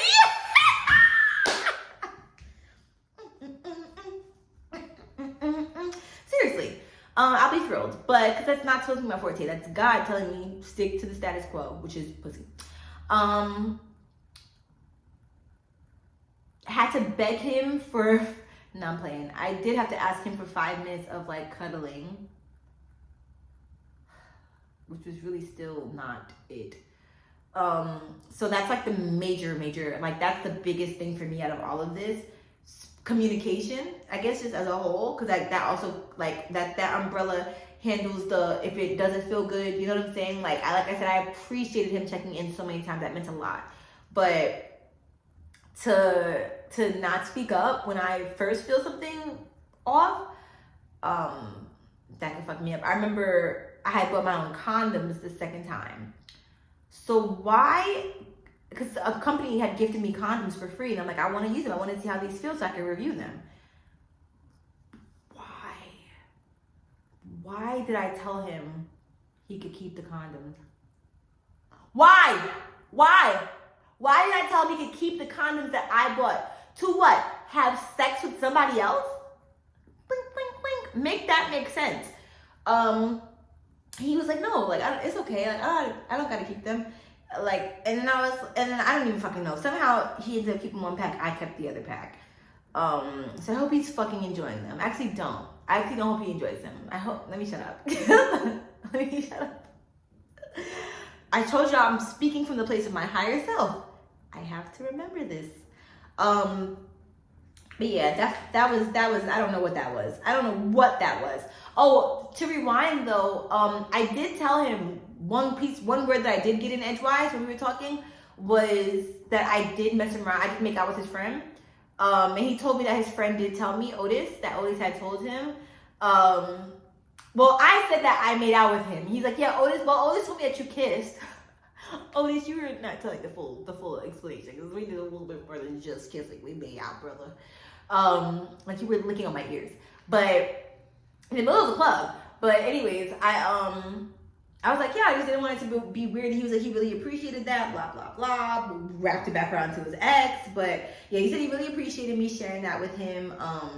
But he already knew. At the same time that I expressed it to him, he had pulled out a pizza. He was like, oh yeah, we got this, we got that, and the third, like in the fridge. Like he had pizza with some old watermelon and something else. But obviously I couldn't eat pizza. So like literally I had been there at this point, say that I got there like 3 or 4. At this point it was like 8 or 9 or 10, probably closer to 9 or 10. And he didn't offer me any other food. Like I had some grapes, so I was just eating grapes. I was so hungry. But it just reminds me, like I said, remember when I told you I was trying to order DoorDash? Except this time I wasn't drunk, so it's not like he was trying to like keep me intoxicated. But yeah, it was just like, I don't know, it's just, I want the person that I'm with to care about if I eat or not. Whether or not you're paying for it, just like fucking care. Pay for it too, actually, now that we're here. No, yeah, you can treat me to it. So So yeah, that to me was like a thing, because he was literally devouring that shit, and he was eating pizza. Ew, gross, nasty. I had pizza dick in my mouth. That's gross. Anything else that I could think of that's like super important? No, I guess now is the point in time where we can talk about, like, I gave you the breakdown of all the different things that I would do, but just in general, just a chat about like having sex as a survivor. Before I dive into these rules, I also just want to say I am going to tell y'all how this ended, what the conclusion of me and Scab is, where we're at today. But I want to give these tidbits before I end the video with that. Also, just a reminder that you can get 20% off of everything on my website, everything self-care, everything self-pleasure, by signing up. Click the link. There'll be a link somewhere at the very top of this episode. You'll see it. You can sign up for a 20% off, but that expires on August 31st, 2024. So if you listen to this after that, then you can still sign up to my email list, because I'm going to be sending out coupons exclusively to people who are on my email list, okay? Capiche? All right, so some tips for like having sex after being celibate and having sex after becoming a survivor. The first thing I would definitely say is make sure that you're having sex for yourself. Like, I had sex for myself. I had sex because I missed sex. My body had been actively craving touch. So I was really, really grateful for that. It was a very, very, very consensual decision for me to have sex with him. And I think that the only thing that I probably would have wanted to do and that I will do in the future is do some hypotheticals with myself, right? The hypotheticals would be, what would you do if you never talked again after you had sex? What would you do if he ended up being in a relationship after you had sex? What would you do if you found out he was in a relationship the whole time? What would you do if you had sex, but it took you a long time to orgasm? How would you feel? How would you feel if you experienced pain during sex? How would you react to that? How would you communicate with your partner if you were feeling uncomfortable? Would you disclose that you have been sexually violated? Or would you ask and set boundaries without explaining you've been sexually violated? Because I think that might be a road that I go on. I might say now, oh yeah, I'll tell the person that I've been violated, but I might just set boundaries and not feel the need to like explain those boundaries. Like back in the day, I used to say, I don't want to be choked during sex because my ex used to literally fucking choke me and almost kill me. So that's why I don't want to be choked. But like, do you have to add all of that? How do you feel when you add all of that? Do you feel comfortable with this person adding all of that? Is that necessary? Like, things like that. And then you come up with your own answers. Come up with answers that work for you. But I think that hypothetical situations and hypothetical questions in your journal can help you out. Or even if you want to do a voice note so you can hear it back, I think that's super helpful as well. That would definitely be something I would do for next time. Like, I would prepare myself for everything. And it's hard to do that. So like, don't put pressure on yourself, but I would prepare myself emotionally a bit more. Because I feel like I was just left a bit raw. The next thing I would do is set up my list of rules, right? So that's kind of where the boundaries come in. Like I said, no sex with somebody unless no sex with somebody if I'm drunk. Like if I decide to have sex with them when I'm drunk, then I have to have the, like, not get so drunk that I can't remember this rule. That's the rule. 2, aftercare. I didn't learn that though until I had sex this last time. Like it didn't resonate with me how mandatory it needs to be. A great amount of aftercare. I want to be able to spend the night at your house if I want to. I want to be able to feel, I want you to hold me. I want you to go give me a rag to clean up. I want you to bring me water because you know I'm dehydrated now because I just sweat so much while we had sex. I just want you to care about me. And I think that with aftercare, when you have a partner who really knows you and who really loves you, no, because I've had, yeah.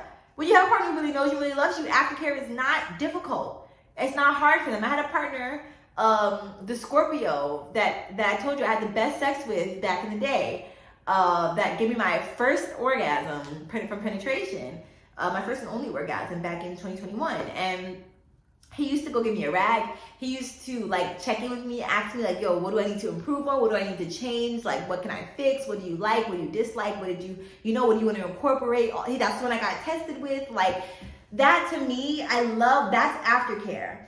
Everybody has a different form of aftercare. Some people need multiple versions of aftercare. Take all the aftercare you need, but I feel like I was like, can I get some aftercare? Can I get some more? And then I would make excuses like, oh, well, he has work. Oh, well, he has a flight. He has flight's not until 9 o'clock in the morning. He's like, what? So, I guess the third thing would be extra considerate of your feelings. Because your partner is probably going to be extra considerate of theirs.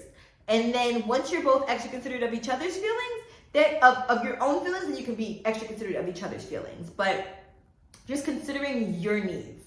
I think you both should consider your needs and then express them to each other.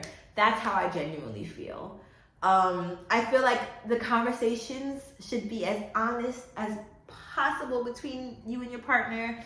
Consent always, especially always. Whether you're a survivor or not, consent always. If you are listening to this as a man or as a woman, I literally remember at this family event that I just went to, I have a little cousin. And he's my big cousin's son. I'm just like so proud of him. But I have a little cousin, he might be like maybe 4, 5. And I remember I wanted to give him a hug, but I said, can I get a hug? And then he looked at me, and then I asked again, can I get a hug? And then he shook his head, no problem. No, why would I get that person? He's a little 4-year-old boy who knows his boundaries. He didn't want to give me a hug, good. So I'm not gonna force him to give me a hug. So consent always, whether it's, with hugging children, with petting dogs on the street, with having sex with somebody, whether it's a new partner or an old partner. If I'm in a relationship, I still want my partner to ask me for consent no matter what. And I know some girls hate that. Some girls are like, just do it. All right, well, that's you. And let's just make it be very clear that if you got you a just do it girl, that's on them. They're setting their own rules and their own boundaries. But for the rest of the collective of the world, after you're out of the relationship with that just do it girl, continue to ask for consent, because we're not all just do it girls. I do feel like just do it girls really do fuck us up. I don't really know what that's about with the like just do it. I can't relate to that at all, because no, don't just do it, because no, I don't feel like just doing it. So and if you don't know what I'm talking about, it's just the girls who are like, oh, I hate when guys ask, like, just do me, or just have sex with me, or whatever. And it's like, you okay? Like, you have all the options in the world to say no, to say yes. You have, I think the word is the autonomy. I don't know, but I just feel like they kind of give up their power in that way, and no, don't do that. Making sure that your partner really knows you. I think that, with this whole 24-hour stint, there was no way that he would get to know me. And then in the 72nd hour, even though we didn't spend that 48th hour together, the 72nd hour, once again, he spoke so much about himself that he didn't get to know me. And so he didn't get to know how beautiful of a sensitive person I am, and how much I need to be watered, and how much I'm actively working on myself, and how much I'm actively healing. And the irony is that for somebody who says that they're so into healing, I don't even think that he was in therapy. Based on how he spoke to me about his extra 5 to 6 hours, I really don't think that he's seeing somebody about this. Because you would just know, especially like, yeah.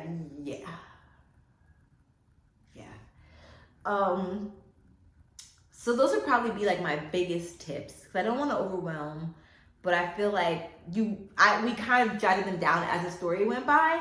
But I will say, to conclude the story on how we ended, I remember I was checking in on him. I made sure that he had landed. I had therapy that next day, Monday, so I was trying to take an Atiya day, and then I had to come over and sign a contract for the apartment. It was all this stuff. So I get on Zoom with my therapist, and she's like, you're glowing. And I'm like, girl, wait until I tell you, okay? So I literally, I told her all the tea, and how my heart was just so open. That morning, I literally woke up crying. I literally cried tears of joy. I never did that before, y'all. I literally was laying in bed. I opened my eyes and immediately started crying tears of joy, because I was so grateful. I never told him this. You know why? Because he never asked. He never followed up. He never checked in to see. Like, you know what I'm saying? Like, there was no care. It was just weird. Even when he did check in on me later on, he was like, how's it at so-and-so? Like, and he listed like my apartment complex name. Not how are you? How's life? It was like, how's your apartment? And granted, I live in a luxury apartment, so like I get it, but it was just like, I don't know, that was weird to me. I remember I told him that my therapist had told me I was glowing and this, that, and the third, but I was going through with my apartment. And he was like, oh, I'm sure you'll figure it out, goddess. Like, you got this. You got this. That's what put a disdain in my mouth about the words, you got this. Him and this other girl I was talking to, like, you got this me to death. You got this to me sounds like sometimes like, shut the fuck up, like, bitch, and get it together. Like, do it, like, I don't even know how to, that's not how it sounds. It sounds like, ain't my problem. Like, I don't know. But when I say you got this to other people, I don't mean it like that. But when they say you got this to me, it felt like, girl, I don't give a fuck about you and your feelings.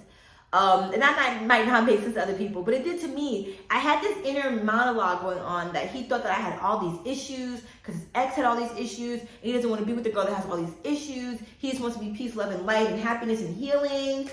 But if you're all about healing, you know that there's shadow work to be done. You know that there's like shit to be done. Like, anyways, he ended up, long story short, ghosting me. I had reached out to him on Mother's Day.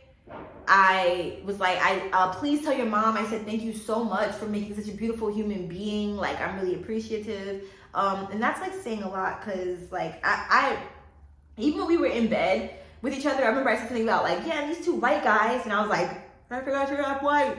So I was like, yeah, give love to your mom, who is of Caucasian descent. And I really did mean everything I said about like, you know, I'm so grateful that she birthed this person who I thought you were, and then later on found out you were not, apparently. And I think that my final straw was when he replied back and was like, yes, shout outs to our moms for making us, I hope you and her had a great day.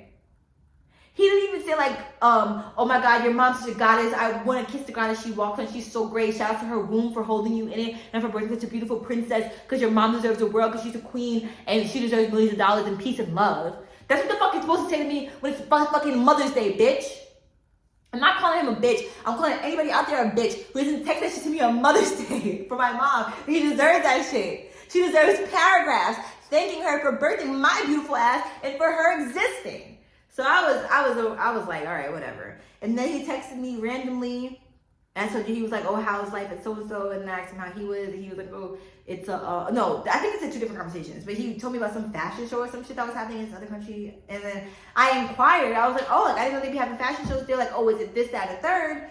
And then I think I asked something else, and then, yeah, he literally never replied. He hit me up to then not reply to me, but then was looking at all my stories, and then stopped looking at my stories for a while, and then started looking at them again. So why, on my best friend's birthday,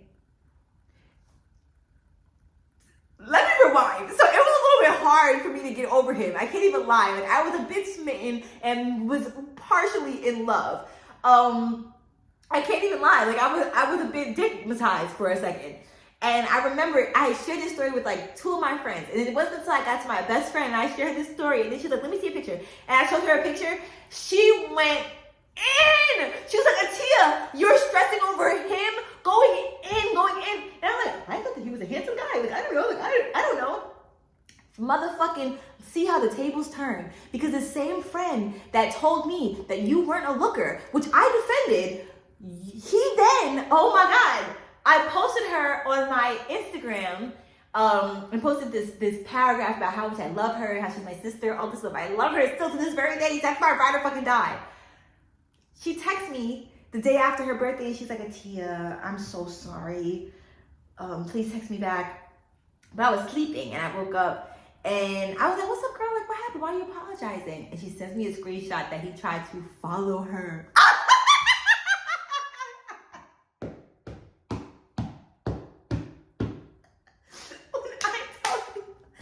When I tell you, I was crying, laughing at the irony. To think, first of all, the fucking utter disrespect of you to add my best friend and then think that she wasn't gonna tell me? What were you adding her for? First of all, she's fucking stunningly gorgeous. So you are not adding her to watch her workout content because her page is on private. So you don't even know what she posts. You are a fucking creep. You're a creep for fucking me and then adding my best friend. Wow, my brother, you really have no decency at all. You have no decency. Like here I am thinking I can't get violated. Like I felt so healed with the sex, but still ended up getting violated emotionally because you tried to add my best friend who literally told me that I was beyond your league. And we, both of us, are stunning. Two beautiful best friends. So if I'm out of your league, so is she. So I'm like, what is this trying to teach me? And this is trying to teach me that no matter how much a man can cosplay as healed, he is still a man. I remember I used to hang out with Otis, his best friend, and Otis used to be like, he like, yo, I know that I'm enlightened and stuff, but I'm still a nigga. He used to say that verbatim. He could quote me on, I can literally quote him on that, and he could quote me quoting him on that. So yeah, I mean, to me, that is like the biggest violation. You're not adding her to play patty cake. You're not adding her to have a conversation about me. You're adding her because you are trifling. You are disrespectful. And that's crazy. And he really thought that me and her were not cool enough for her to let me know immediately. As soon as the request was sent, she texted me. I had just fallen asleep because we were out getting lit for her birthday. And for you to do that on her birthday, right after, oh, you know the craziest part about it? The craziest part about it was that he liked the post that I made for her. He liked the story. That's fucking diabolical. You are insane. Like, that is crazy. And to, like, I pray to God that he knows the instant ick. It was just if I had any ounce of liking towards him anymore, gone. Just like that. I'm so grateful. And what came out of this was the best friendship. Me and my best friend couldn't be any closer. All we do is sit and laugh at people doing dumb shit like that. And I feel like I just like released this weight. All of the thoughts I had about relationships and about being so wounded and about my ex, like I could give a fuck. Like I'm so ready to release that because now I see what it looks like when you're stuck in your story. Like when you're literally stuck living in your story, you're just this like gray cloud of sadness trying to cosplay as someone who is healing people. You can't heal others until you heal yourself. And so you do get a lot of that here in Mexico or in like even in the Southern American regions, like trying to be who they couldn't be back in the States.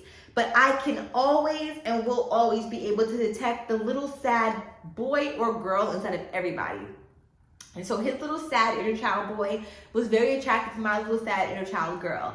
But once this little sad inner child girl started seeing herself and realizing, wow, he couldn't have never liked me the way that I liked him because he didn't know anything about me. But inner child me knew that. Inner child me was so thrilled because she's reflecting on all these beautiful things that she's seeing about me that I'm uncovering after the fact. Now my heart is open. Now I know that I am ready to love and that I'm lovable and that I'm more healed than I thought I was. You know, of course, there's always more healing to do, but I'm healing. I'm healing so beautifully. I'm such a beautiful person. I'm making it through, and I live in a beautiful apartment, and I have such a beautiful support system, and I'm not going to be in any more fucked up relationships, and the universe just like snatched the rug from under me with that. And I'm so grateful for that because I would have been so distracted. I have goals and I have things to do. And so his purpose was served. I had sex with him. I needed to see that I could like having sex. I could feel safe having sex. I could have a partner who cared enough to check in on me when having sex. I remember there was this one time that I was on top and I was in reverse cowgirl, and he had like his flashlight on, and he was like admiring my silhouette, and he was like, "You look so sexy, like look at your silhouette." And I remember there's another time when he had like complimented all of my jewelry that I had on that my mom had made for me, and I really appreciated that. Like little things like that, you know, I think just mean a lot. In sex, especially, you know, I had that partner, the other guy that I used to mess with that I said was a Scorpio, that never complimented me. I literally wrote a song called "You Don't Think I'm Beautiful" because he never complimented me. So it was really nice, you know, for this guy, Scabs, to compliment my body and the way my body moves and how sexy I looked and my jewelry and the things that I really did put time and energy into. But I think that this one just comes out to like his self-esteem just wasn't as high as it appeared, and he's working through a lot. You know, I was able to give him grace for like the ghosting, and I was able to heal myself from just, I guess, that like kind of a slight abandonment, to be honest with you. Like it triggered a little bit of that, but I think that the biggest wound that was caused was him trying to follow my friend. Because this is not the first time that's happened to me before. Not the first time at all. I've always had bad bitches by my side, okay? I've always kept a baddie to the right. But on the flip side, it made me and my friendship with my best friend so much stronger, because I've had other best friends who, like, months will go by and I'll be like, I didn't know so-and-so was following you. And they'll be like, oh yeah. And they post like booty pics and shit like that. So I think that this friend, you know, that just really solidified my trust in her. And this situation with him just helped me remember that you can't trust any man. You can't trust anyone. None of ya. None of them. None of them. I mean, none of them. So, yeah, that's my story about me having sex. Sex after celibacy. Sex after 2 years of celibacy, yo. If I remember anything else, I'm popping it on Patreon. I promise you, y'all. I'm finna get out of here and celebrate my birthday. By time, I think at the end of September, it will be time for season 3 to release. I have so many exciting things to share with you about season 3. My Indiegogo is still up. You're more than welcome to contribute there for my birthday. I would absolutely love that so much. You're welcome to sign up for the 20% off of my website. That's happening until the 31st. If you're listening to this after August 31st, you can sign up and there will be some coupon sent to your mail at some point in life if you are on my email list. And join me on Patreon, y'all. Like, Patreon is about to be popping for season 3. I'm really pouring into there. I have a secret, but I'm not going to say it on here. I'm going to say it on Patreon for right now, and maybe I'll tell you guys later on here. But this has been a blast. I'm so grateful. This is my last video that I'm making for y'all for my podcast at the age of 29. Let's look at my face right now. Okay, I love it. I'm only gonna get more fabulous, more wise, more youthful, more joy-filled, more peaceful, more harmonious. Oh, I just feel like I just like took a big shit. Like I just feel like I just took a big dump. Like I can just release all of this now. This is shit that I've been carrying along with me for so long, and now it's just released, like from the sexual assault stories to the stories about me having sex for the first time after that, to just me being able to reflect on who I am today. Like, look how far I've come. Mama, we made it. Like, look at the lessons. Some of them were so painful, but they were so worth it. They were so worth it. And I feel so beautiful and so grateful to be me. I wouldn't want to be anybody else. In the words of Selena Gomez quote. But yeah, shout out to my parents for having me. Shout out to y'all for being my support system. Treat yourself to a sex toy for my birthday. Treat yourself to some self-care for my birthday. Please, please, please, please, please enjoy. I love you with all my whole entire heart. Thank you for watching. Please give yourself a hug for me. And don't forget to be kind to yourself and to be kind to others. I love you. Side note, if you're currently obsessed with my Hamza earrings, which I am currently obsessed with, I'm going to give y'all a closer look if you're looking on YouTube. Oh my gosh, the Hamza with the hoop and then the Hamza with the straight chain. Come on, come on. And then the silver necklace with the ankh. Oh, the silver choker. The silver on choker. Oh yeah. So these are all from Imani Jewelry, and y'all already know that I have a coupon code with them. You can get 10% off if you go to imanijewelry.com and use the code LOVEATIYA. They have a Hamza collection, a whole silver collection that's out. The chokers are off the chain. They have neck pieces, bracelets, everything, pins, anklets, everything that your heart desires they have, but it's all handmade. Look at that. This is the Hamza with the, I think the Eye of Horus in the middle, or just like a regular Hamza that always has the eye, I'm not sure. But anyways, I love these so much, so feel free to shop at imanijewelry.com. I want to make sure I put that little extra tidbit in there.